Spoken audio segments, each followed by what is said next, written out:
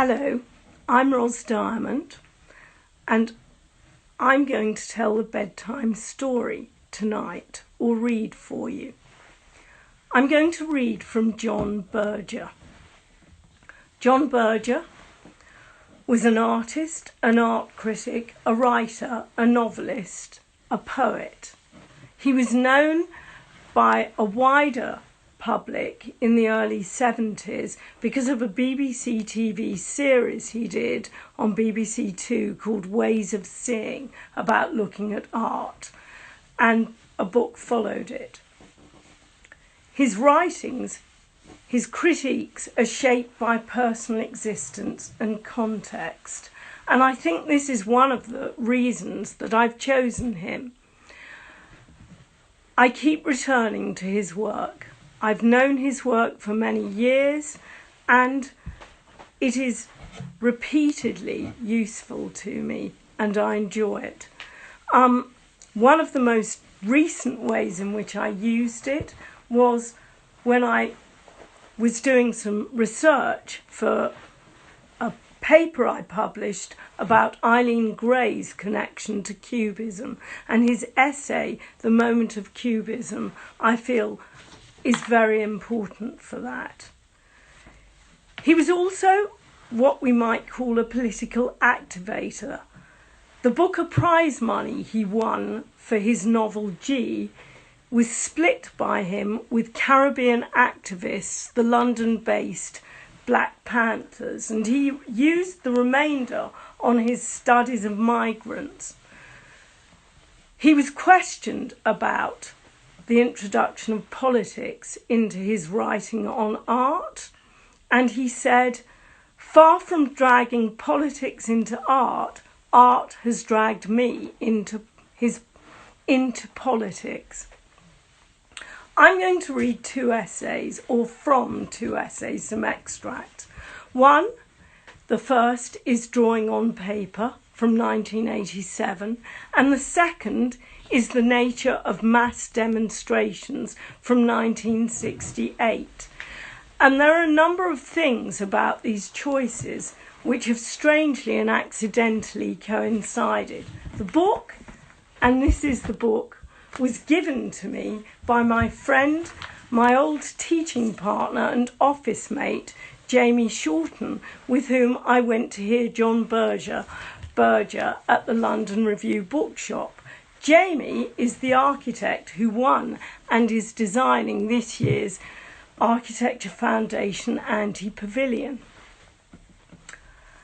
And there were other things I didn't know about what was happening with the 100-day studio this week. The first is I didn't know that my friend Helen Thomas would be taking part in a discussion about drawing tomorrow, or that Alicia Pivaro, the organiser of Bedtime Stories, would be reading from Colin Ward, the English anarchist, who I met a few times and once came to supper, or indeed that the US would be erupting with demonstrations. So first, drawing on paper. I still sometimes have a dream in which I am my present age, and nevertheless, I have to leave and pass 9 months of the year in the school to which I was sent as a boy. As an adult, I think of these months as an early form of exile. In life, I left that school when I was 16. The war was on and I went to London. Amongst the debris of bomb sites, I had a single idea. I wanted to draw naked women all day long. I was accepted in an art school, and I drew in the daytime and I drew in the evenings. There was an exceptional teacher in the art school at that time named Bernard Meninsky. He said very little, and his breath smelt of dill pickles. On the same imperial-sized sheet of paper, beside my clumsy, unstudied, impetuous drawing, Bernard Meninsky would boldly draw a part of the model's body in such a way as to make its endlessly subtle structure and movement clearer. After he had stood up and gone, I would spend the next 10 minutes continuously looking from his drawing to the model and vice versa. Thus I learnt to question with my eyes a little more probingly the mystery of anatomy and of love. The ankle of the foot on which her weight was posed was vertically under the dimple of her throat, directly vertical. Recently, I was in Istanbul. There I asked my friends if they could arrange for me to meet the writer Latif Tekin. I had read a few translated extracts from 2 novels she had written about life in the shanty towns on the edge of the city. My friends arranged a dinner and Latif came. I do not speak Turkish, and they offered to interpret. The 2 of us looked at each other with some suspicion. In another life, I might have been an elderly police superintendent interrogating a shifty, fierce woman. In fact, in this our only life, we were both storytellers without a word in common. All we had were our powers of observation, our habits of narration, our Aesopian sadness.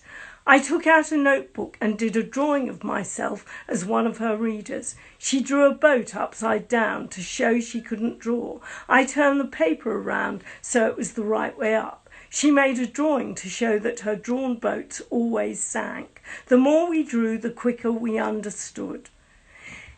In the summer of 1916, Picasso drew on a page of a middle-sized sketchbook the torso of a nude woman. It is neither one of his invented figures nor a figure drawn from life.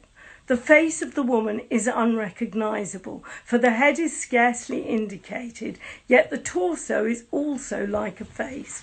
It has a familiar expression. The drawing is quite distinct in feeling from the others in the same sketchbook. The torso of the woman is very fragile.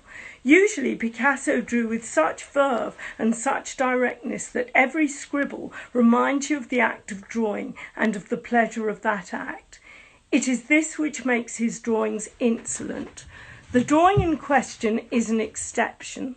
Half drawn, half woman, half vase, half seen as by Ingres, half seen as by a child. The apparition of the figure counts for far more than the act of drawing. It is she, not the draftsman, who insists by her very tentativeness. My hunch is that in Picasso's imagination, this drawing belonged somehow to Eva Guel. She had died only 6 months before of tuberculosis. They had lived together. Now she was dead and he was living alone. The image lies on the paper as in a memory. Perhaps these 3 stories suggest the 3 distinct ways in which drawings can function. There are those which study and question the visible, those which put down and communicate ideas, and those done from memory. Even in front of drawings by the old masters, the distinction between the 3 is important, for each type survives in a different way. Each type of drawing speaks in a different tense. To each we respond with a different capacity of imagination.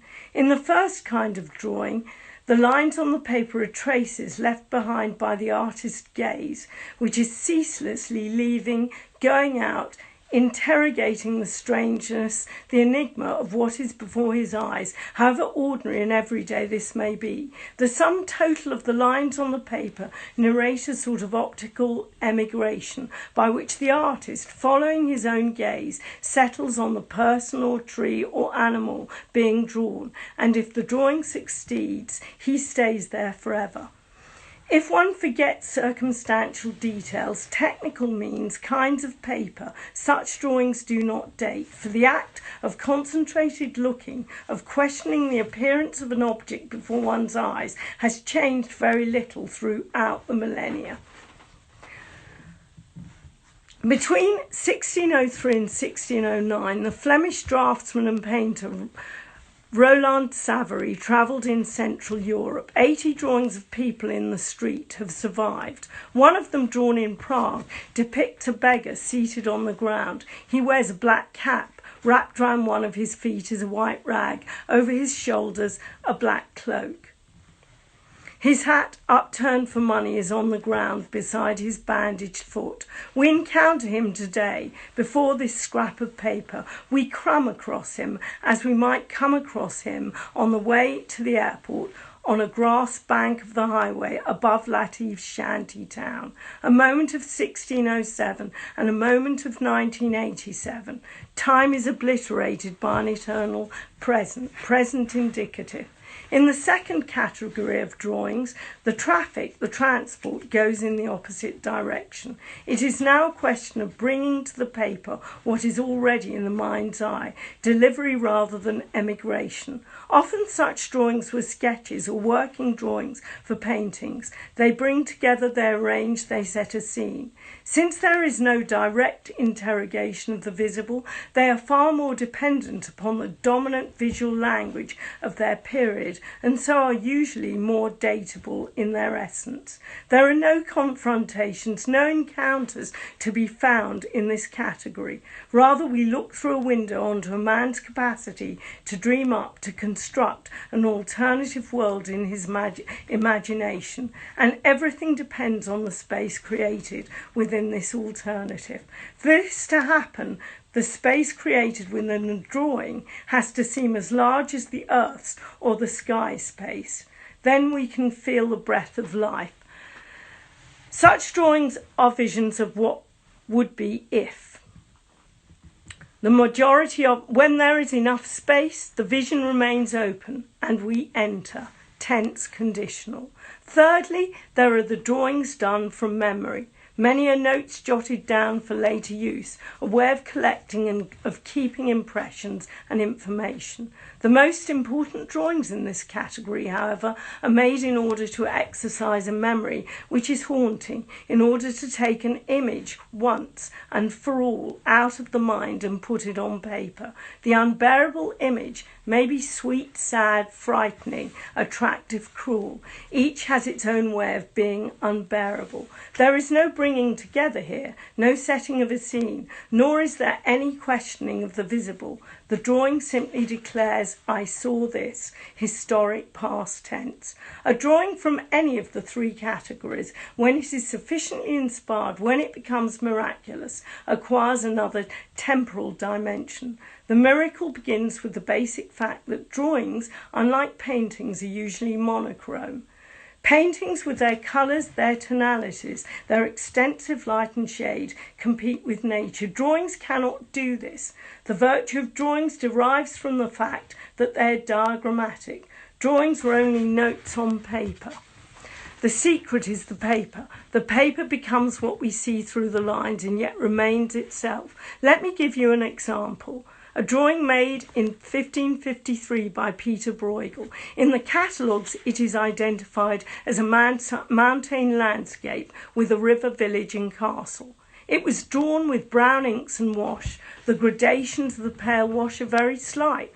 The paper lends itself between the lines to become tree, stone, masonry, mountain, cloud, yet it can never for an instant be confused with the substance of any of these things, for evidently and emphatically it remains a sheet of paper with fine lines upon it. In a few great drawings, like the Bruegel landscape, everything appears to exist in space. The complexity of everything vibrates, yet one is looking at is only a project on paper. Reality and project become inseparable. One finds oneself on the threshold before the creation of the world. Such drawings use the future tense, foresee, forever. And next, the nature of mass demonstrations, 1968. On the 6th of May 1898, there was a massive demonstration of workers, men and women in the centre of Milan. The events which led up to it involved too long a history to treat with here. The demonstration was attacked and broken up by the army. At noon, the cavalry charged the crowd. The unarmed workers tried to make barricades. Martial law was declared, and for 3 days the army fought against the unarmed. The official casualty figures were 100 workers killed and 450 wounded. One policeman was killed accidentally by a soldier. There were no army casualties. I have been trying to understand certain aspects of the demonstration in the Corso Venezia because of a story I'm writing. In the process, I came to a few conclusions about demonstrations which may perhaps be more widely applicable. Mass demonstrations should be distinguished from riots or revolutionary uprisings, although under certain circumstances they may develop into either of the latter. The aims of a riot are usually immediate, matching the desperation they express. The seizing of food, the release of prisoners, the destruction of property. The aims of a revolutionary uprising are long-term and comprehensive. They culminate in the taking over of state power. The aims of a demonstration, however, are symbolic. It demonstrates a force that is scarcely used. A large number of people assemble together in an obvious and already announced public place. They are more or less unarmed. Theoretically, demonstrations are meant to reveal the strength of popular opinion or feeling. Theoretically, they are an appeal to the democratic conscience of the state. But this presupposes a conscience which is very unlikely to exist. If the state authority is open to democratic influence, the demonstration will hardly be necessary. If it is not, it is unlikely to be influenced by an empty show of force containing no real threat. Demonstrations took place before the principle of democracy was even nominally admitted. The massive early Chartist demonstrations were part of the struggle to obtain such an admission. It would seem that the true function of demonstrations is not to convince the existing state authority to any significant degree. Such an aim is only a convenient rationalisation. The truth is that mass demonstrations are rehearsals for revolution, not strategic or even tactical ones, but rehearsals of revolutionary awareness. But any demonstration which lacks this element of rehearsal is better described as an officially encouraged public spectacle. A demonstration, however much spontaneity it may contain, is a created event which arbitrarily separates itself from ordinary life. Its value is the result of its artificiality, for therein lie its prophetic rehearsing possibilities. A mass demonstration distinguishes itself from other mass crowds because it congregates in public to create its function instead of forming in response to one. In this it differs from any assembly of workers within their place of work, even when strike action is involved, or from any crowd of spectators. State authorities usually lie about the number of demonstrators involved. The lie, however, makes little difference. The importance of the numbers involved is to be found in the direct experience of those taking part in or sympathetically witnessing the demonstration.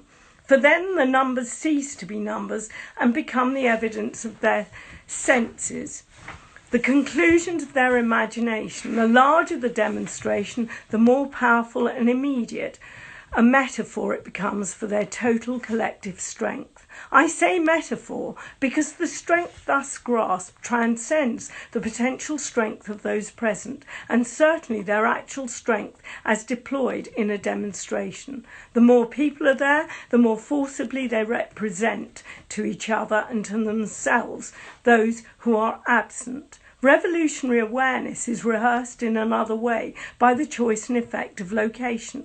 Demonstrations are essentially urban in character, and they are usually planned to take place as near as possible to some symbolic centre, either civic or national.